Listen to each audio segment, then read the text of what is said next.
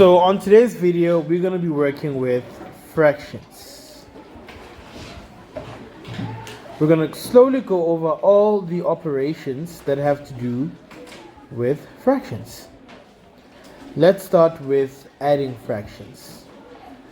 Let's say I give you two fractions and I ask you to add them. Two common fractions and I ask you to add them. For the first example, we have 2 over 5 plus 3 over 5. You'll notice one thing: the denominators of the fractions are the same.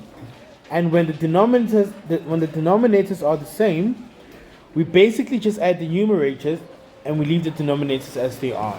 For example, in this case, you will then say 2 plus 3 over 5, which will add up to 5 over 5.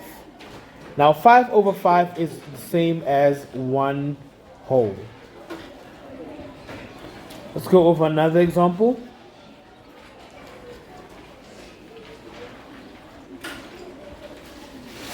Let's say we have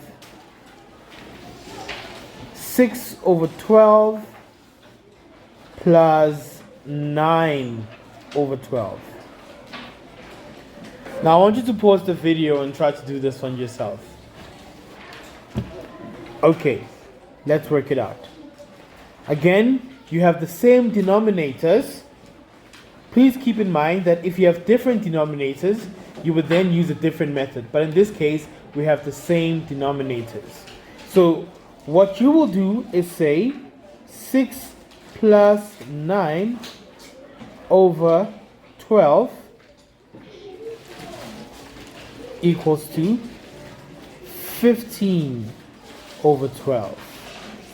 Now this is known as an improper fraction. An improper fraction is a fraction where the numerator is larger than the denominator. A fraction where the numerator is smaller than the denominator is known as a common fraction. Now let's go to minus. Let's say I give you the following fractions, sums, to do.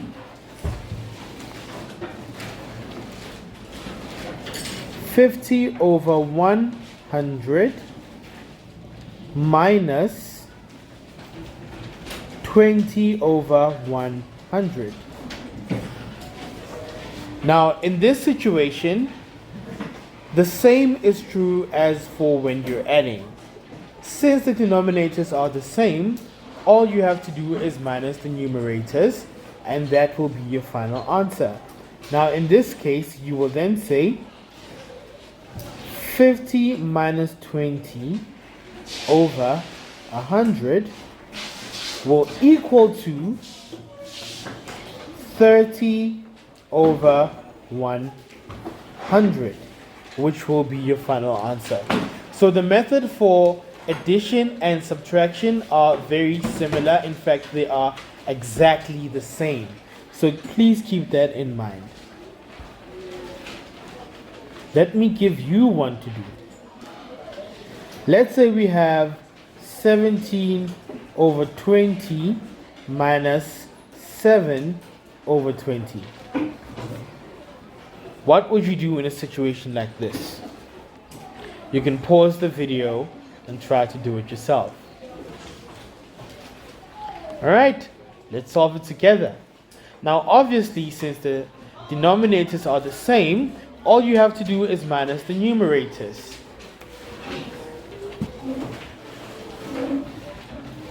So 17 minus 7 over 20 will give you,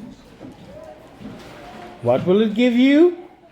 10 over 20, which will then be your final answer. And that's exactly how you would subtract fractions that have the same denominator.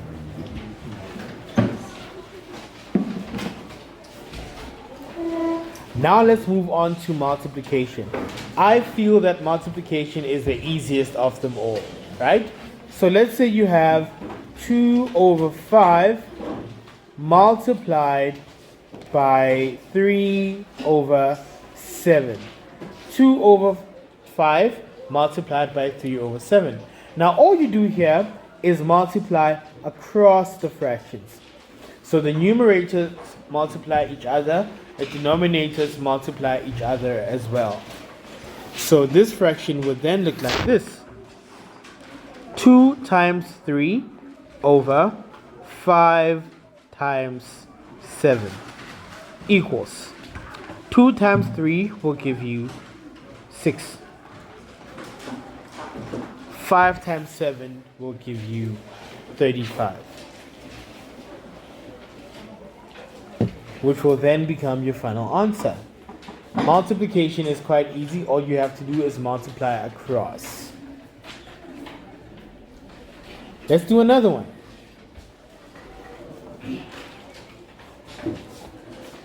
Let's say I give you 4 over 5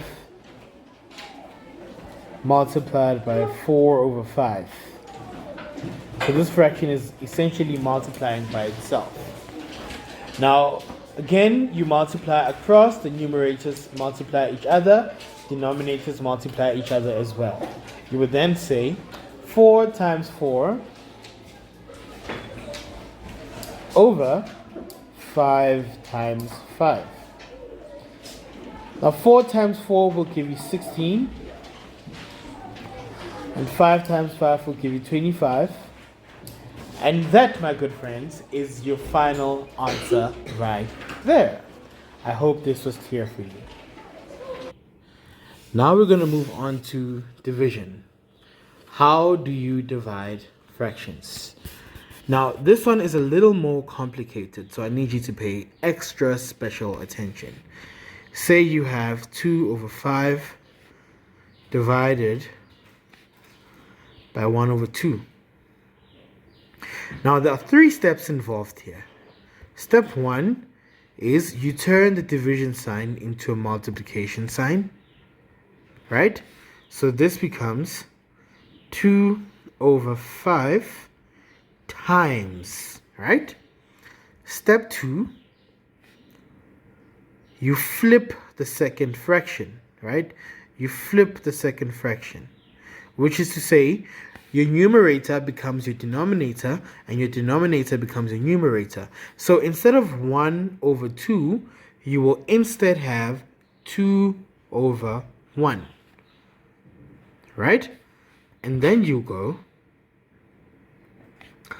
2 times 2 will give you 4, which is the third step. Multiply. 2 times 2 will give you 4. And 5 times 1 will give you 5. So 2 over 5 divided by 1 over 2 equals 4 over 5. Let us quickly do another one. Now let's say you have 3 over 7 divided by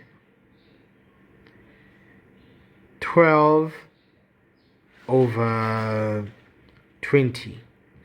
So 3 over 7 divided by 12 over 20. You can pause the video and try to do it by yourself.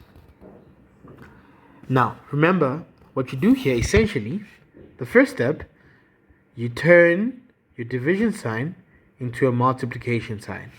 So this will then be 3 over 7 times.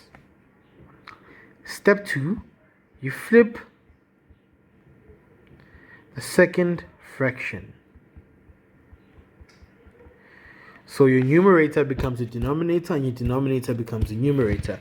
So instead of 12 over 20, you will then have 20 over 12. And then you multiply, which is your third step. Please remember all of these steps. They are very important. 3 times 20 will give you 60.